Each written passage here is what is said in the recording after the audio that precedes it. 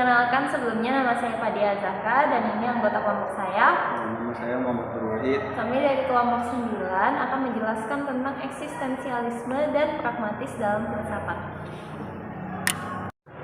Eksistensialisme secara etimologi. Eksistensialisme berasal dari kata eksistensi yang berasal dari kata eksis. Kata eksis berasal dari kata Latin ex yang berarti keluar dan sister yang berarti berdiri. Jadi eksistensi memiliki arti berdiri dengan keluar dari diri sendiri. Eksistensialisme adalah filsafat yang memandang segala gejala dengan berpangkal kepada eksistensi. Eksistensialisme menurut Kierkegaard, dalam teori eksistensi yang digagas oleh Kierkegaard, terdapat keunikan tersendiri yang terletak pada sebuah kenyataan bahwa manusia itu dapat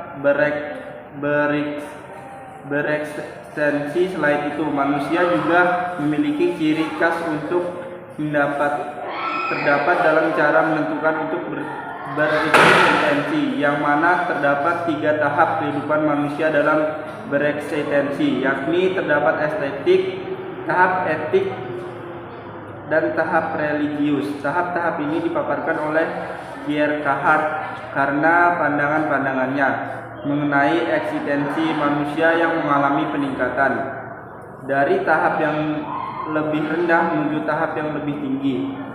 Tetapi manusia yang telah mencapai tahap yang lebih tinggi tidak menutup kemungkinan bisa jatuh pada tahap yang lebih rendah, atau bisa disebut dengan sambutan masa transisi. Masa transisi di sini menunjukkan terjadinya perpindahan dari tahap satu ke tahap yang lain. Dalam bahasa Kierkegaard, hal tersebut sering disebut sebuah lompatan. Lompatan tersebut tidak dapat dicapai melalui pemikiran, melainkan melalui pilihan yang didasari sepenuhnya oleh manusia.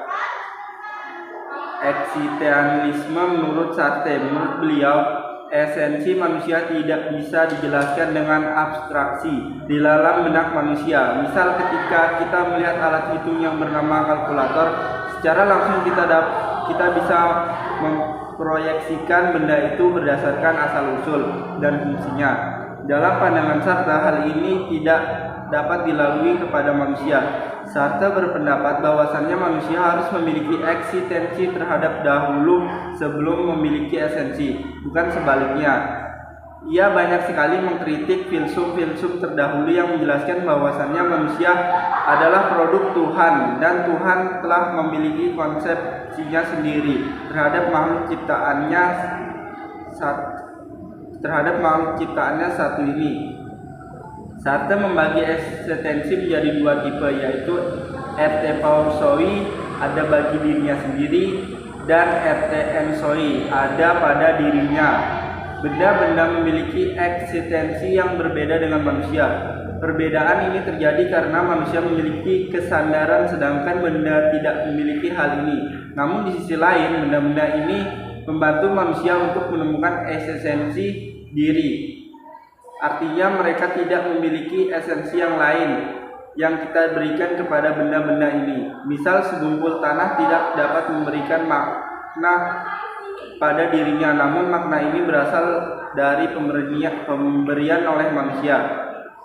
Sedangkan etreporsoi adalah sesuai entitas kosong yang memiliki kemampuan untuk menjadi atau mampu memberikan makna kepada diri sendiri. Pusat dari kemampuan ini adalah subjektivitas.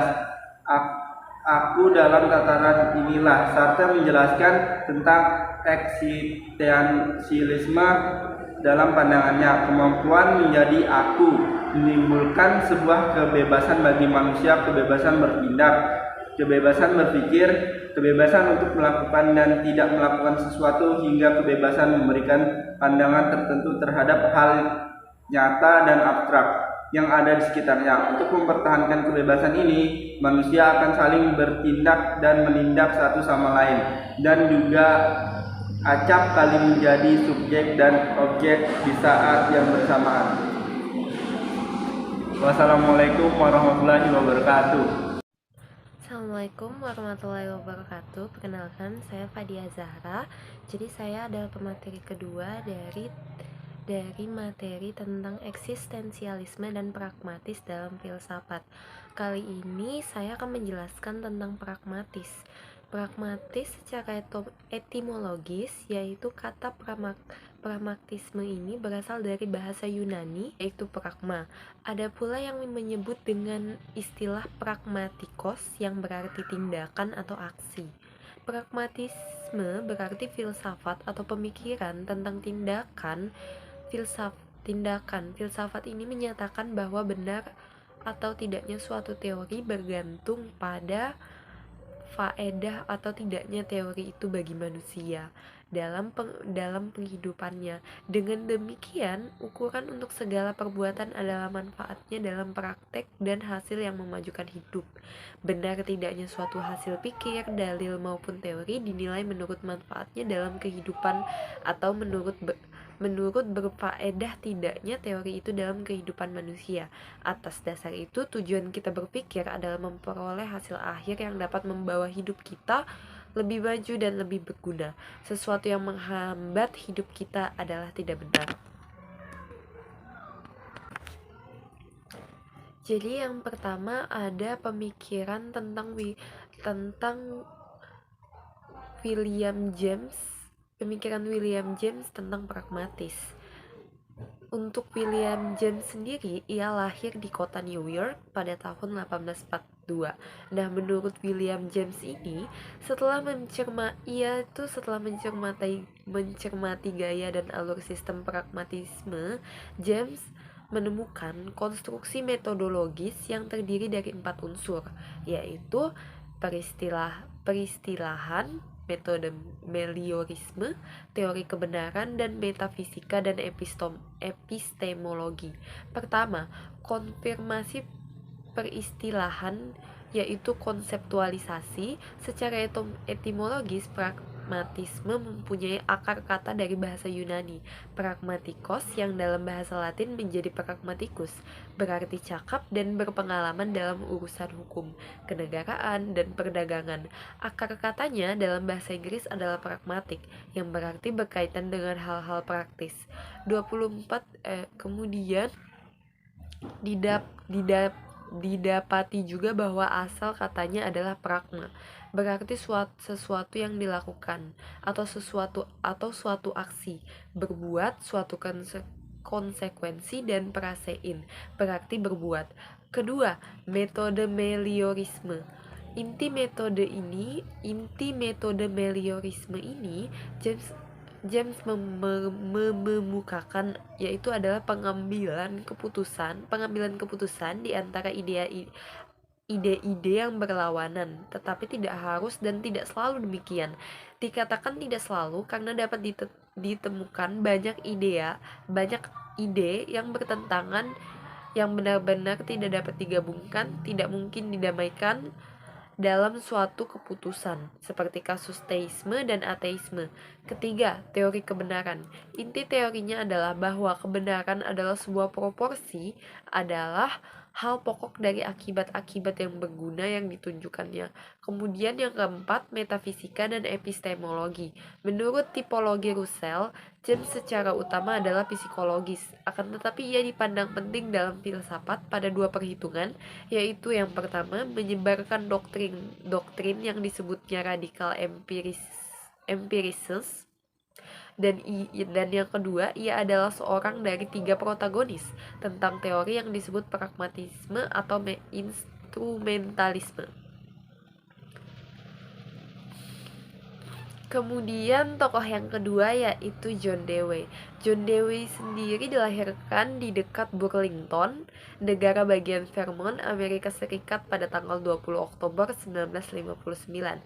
Pragmatisme menurut John Dewey, ia menekankan bahwa manusia adalah makhluk yang bebas, merdeka, kreatif, serta dinamis. Manusia memiliki kemampuan untuk bekerja sama untuk masyarakatnya. Pragmatisme mempunyai keyakinan bahwa manusia mempunyai kemampuan-kemampuan yang wajar.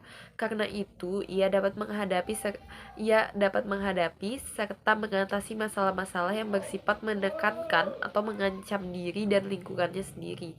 Menurut Hardono Hadi, Dewi ini sangat menekankan hubungan erat antara seorang pribadi dan peranannya di dalam masyarakat. John Dewey dalam hal ini memandang bahwa seorang individu hanya bisa disebut sebagai pribadi kalau ia mengemban dan menampilkan nilai-nilai sosial masyarakatnya. John Dewey dalam hal ini memandang bahwa seorang individu hanya bisa disebut sebagai pribadi kalau ia mengemban dan menampilkan nilai-nilai sosial masyarakatnya. Setiap gagasan mengenai individu haruslah memasukkan nilai-nilai masyarakat, bukan sebaliknya, memandang masyarakat sebagai penghalang bagi kebebasan dan perkembangan individu. Dewey di sini melihat bahwa kepribadian manusia tidak melekat pada kodrat manusianya. Menurutnya, kepribadian itu diperoleh berkat peranan yang dimainkan seseorang di dalam masyarakat. Oke, sekian dari penjelasan saya tentang pragmatis. Jika ada salah kata, mohon dimaafkan. Wassalamualaikum warahmatullahi wabarakatuh.